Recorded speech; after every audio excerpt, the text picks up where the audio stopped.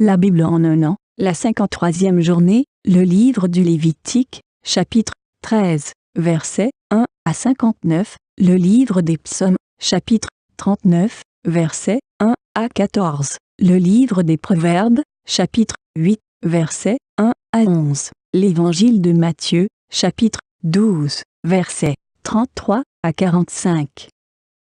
Le livre du Lévitique, chapitre 13.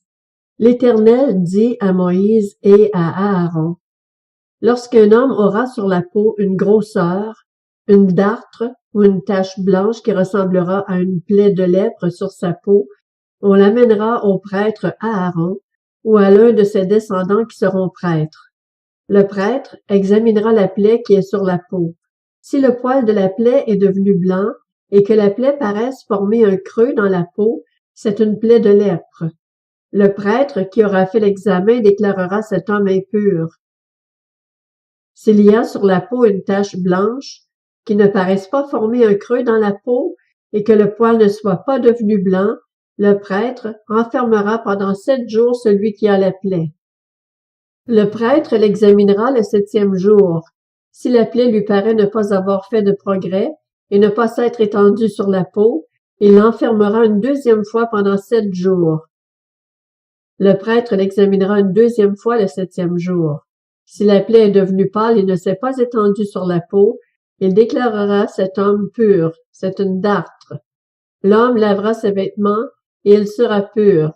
Mais si la dartre s'est étendue sur la peau après qu'il s'est montré au prêtre, pour être déclaré pur, il se fera examiner une 2e fois par le prêtre. Le prêtre l'examinera.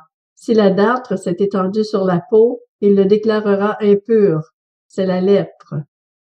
Lorsqu'il y aura sur un homme une plaie de lèpre, on l'amènera au prêtre. Le prêtre l'examinera. S'il y a sur la peau une grosseur blanche, si cette grosseur a fait blanchir le poil et qu'elle porte une trace de chair vive, c'est une lèpre durable dans la peau de cet homme. Le prêtre le déclarera impur. Il ne l'enfermera pas car il est impur. Si la lèpre fait une éruption sur la peau et couvre toute la peau de celui qui a la plaie, depuis la tête jusqu'aux pieds, partout où le prêtre pourra porter ses regards, il l'examinera. Quand il aura vu que la lèpre couvre tout le corps, il déclarera pur celui qui a la plaie. Comme il est devenu entièrement blanc, il est pur.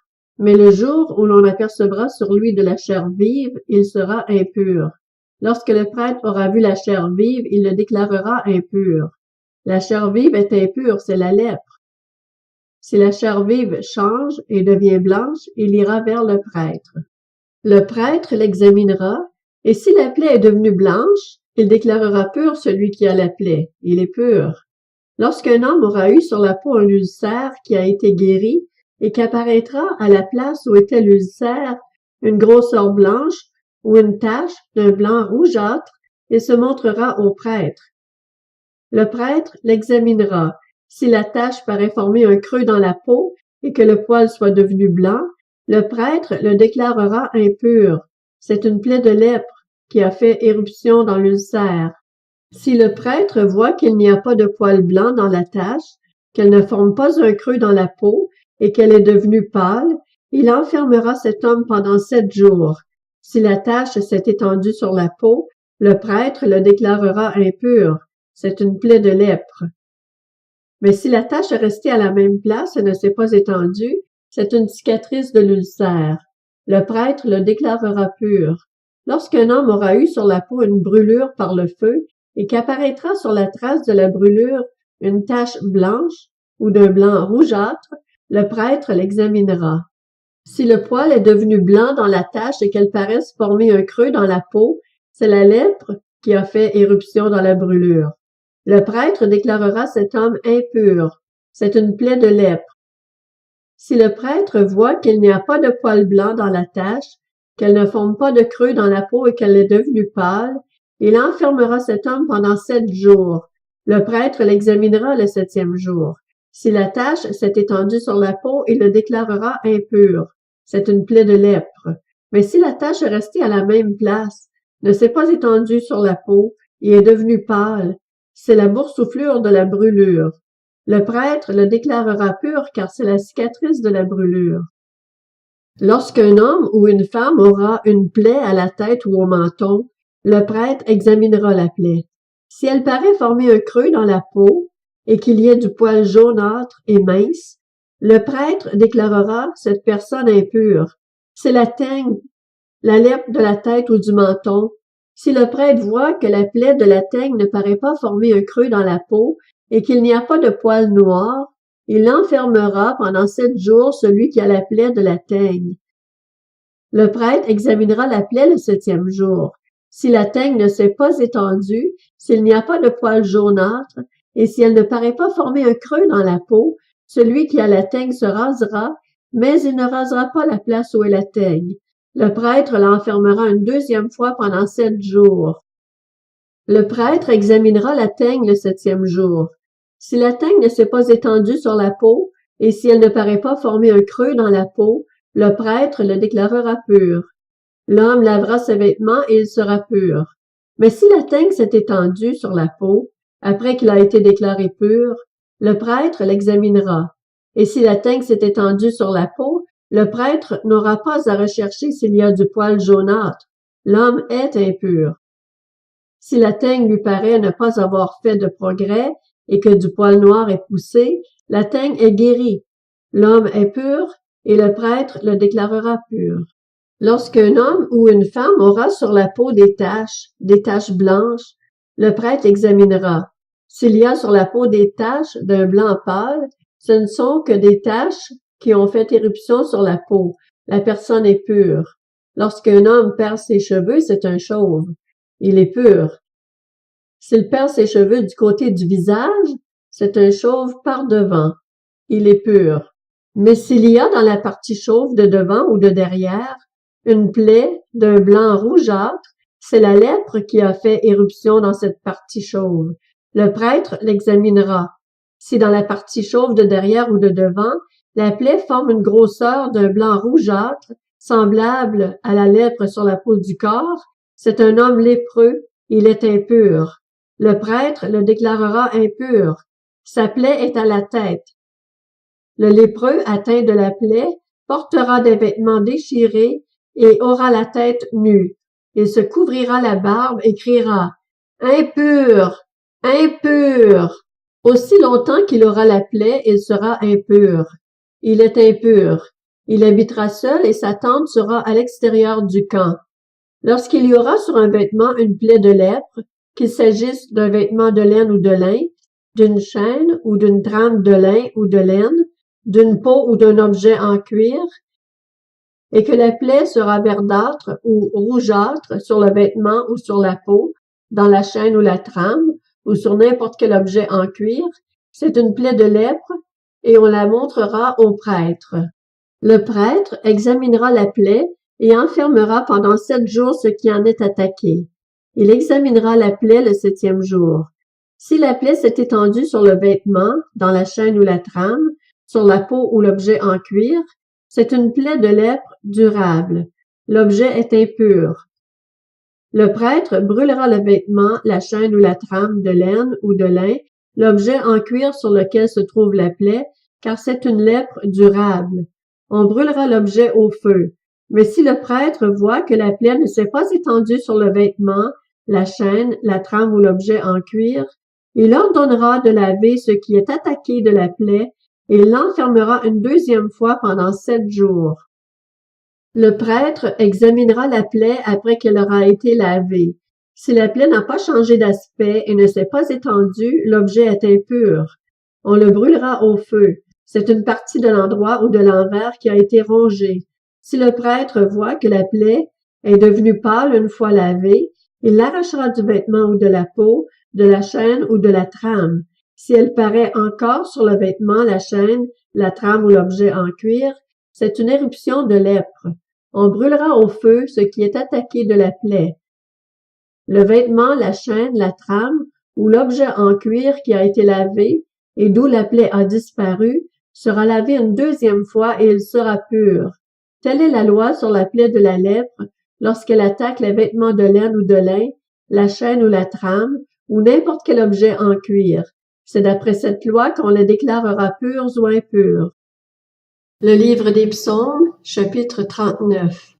Au chef de chœur, à Jeduthun, psaume de David. Je disais, je veillerai sur ma conduite, de peur de pécher en parole. Je mettrai un frein à mes lèvres, tant que le méchant sera devant moi. Je suis resté muet dans le silence. Je me suis tu, quoique malheureux, et ma douleur était vive. Mon cœur brûlait au fond de moi, mes pensées étaient comme un feu brûlant, et la parole est venue sur ma langue. Éternel, fais-moi connaître quand finira ma vie, quel est le nombre de mes jours, afin que je sache combien je suis peu de choses. Voici, tu as donné à mes jours la largeur de la main, et ma vie est comme un rien devant toi. Oui, même vigoureux, l'homme n'est qu'un souffle. Oui, l'homme va et vient comme une ombre. Il s'agite, mais c'est pour du vent. Il amasse des richesses, et il ignore qui les recevra. Maintenant, Seigneur, que puis-je espérer? C'est en toi qu'est mon espérance. Délivre-moi de toutes mes transgressions. Ne m'expose pas aux insultes du fou. Je reste muet, je n'ouvre pas la bouche, car c'est toi qui agis. Détourne tes coups de moi. Je m'épuise sous les attaques de ta main. Tu corriges l'homme en le punissant de sa faute.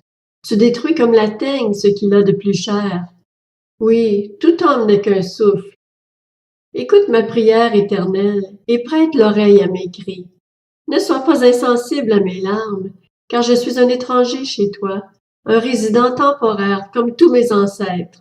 Détourne ton regard de moi et laisse-moi respirer avant que je m'en aille et que je disparaisse.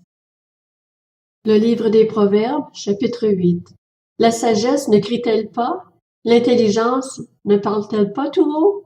C'est au sommet des hauteurs dominant la route, c'est à la croisée des chemins qu'elle se place. À côté des portes, à l'entrée de la ville, à l'intérieur des portes, elle crie. Homme, c'est vous que j'appelle. Et ma voix s'adresse aux êtres humains. Vous qui manquez d'expérience, apprenez le discernement. Vous qui êtes stupides, apprenez le bon sens. Écoutez, car ce que je dis est capital, et j'ouvre mes lèvres avec droiture. Oui, c'est la vérité que ma bouche proclame, et mes lèvres ont horreur de la méchanceté. Toutes les paroles de ma bouche sont justes, elles ne contiennent rien qui soit faux ou perverti. Toutes sont exactes pour celui qui est intelligent et droites pour ceux qui ont trouvé la connaissance. Préférez mes instructions à l'argent et la connaissance à l'or le plus précieux. En effet, la sagesse vaut mieux que les perles. Elle a plus de valeur que tout ce qu'on pourrait désirer. Évangile selon Matthieu chapitre 12. Dites que l'arbre est bon et que son fruit est bon, ou bien dites que l'arbre est mauvais et que son fruit est mauvais, car on reconnaît l'arbre à son fruit. Race de vipères, comment pourriez-vous dire de bonnes choses, mauvais comme vous l'êtes? En effet, la bouche exprime ce dont le cœur est plein. L'homme bon tire de bonnes choses de son bon trésor, et l'homme mauvais tire de mauvaises choses de son mauvais trésor. Je vous le dis, le jour du jugement, les hommes rendront compte de toute parole inutile qu'ils auront prononcée. En effet, d'après tes paroles, tu seras déclaré juste, et d'après tes paroles, tu seras condamné. Alors quelques-uns des spécialistes de la loi et des pharisiens prirent la parole et dirent, « Maître, nous voudrions voir un signe miraculeux de ta part. » Il leur répondit, « Une génération mauvaise et adultère réclame un signe miraculeux. Il ne lui sera pas donné d'autre signe que celui du prophète Jonas. En effet, de même que Jonas fut 3 jours et 3 nuits dans le ventre d'un grand poisson, de même le Fils de l'homme sera 3 jours et 3 nuits dans la terre. Lors du jugement, les habitants de Ninive se lèveront avec cette génération et la condamneront, parce qu'ils ont changé d'attitude à la prédication de Jonas. Or, il y a ici plus que Jonas. Lors du jugement, la reine du Midi se lèvera avec cette génération et la condamnera, parce qu'elle est venue des extrémités de la terre pour entendre la sagesse de Salomon. Or, il y a ici plus que Salomon. Lorsqu'un esprit impur est sorti d'un homme, il va dans des endroits arides pour chercher du repos et il n'en trouve pas. Alors il dit, « Je retournerai dans ma maison, d'où je suis sorti. » À son arrivée, il la trouve vide, balayée et bien rangée. Alors il s'en va prendre avec lui 7 autres esprits plus mauvais que lui. Ils entrent dans la maison, s'y installent, et la dernière condition de cet homme est pire que la première. Il en ira de même pour cette génération mauvaise.